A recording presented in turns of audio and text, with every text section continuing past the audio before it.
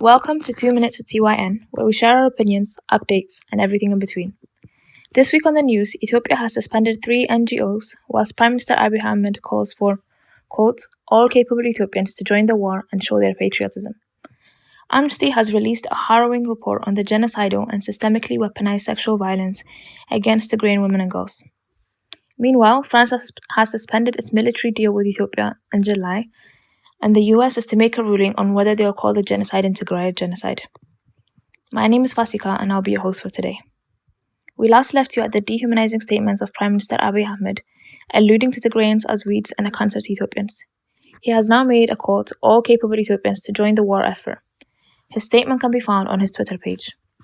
This is essentially a call for total war in which he is recruiting hundreds of thousands of Ethiopians to die needlessly. Human lives are worth more than this. We can't express the tragedy we feel watching this unfold.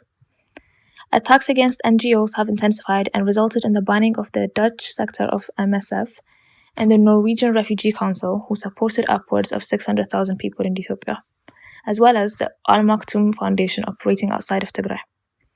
The US is to make a decision on what they'll call the genocide in Tigray. In order for justice to be had for the victims, we hope they call it what it is.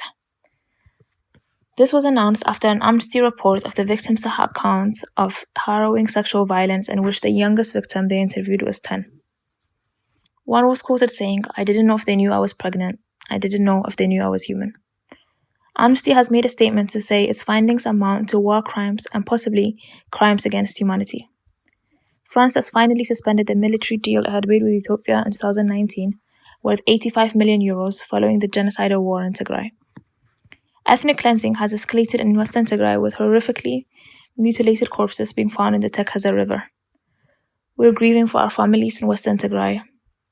Our thoughts and our prayers are with them, and we will continually call for the perpetrators, mainly Amhara forces, assisted by ENDF and Eritrean troops, to leave Tigray. To our wonderful listeners, please join our campaign on Twitter, as well as writing to your representatives on this matter. We have an updated letter to MPs on our website, tigrayyouth.network.org, and our campaign running under hashtag Justice for Tigrayan Women and Girls on Twitter, and have the usual pre-made tweets. This has been 2 Minutes or Less with TYN. Thank you for listening.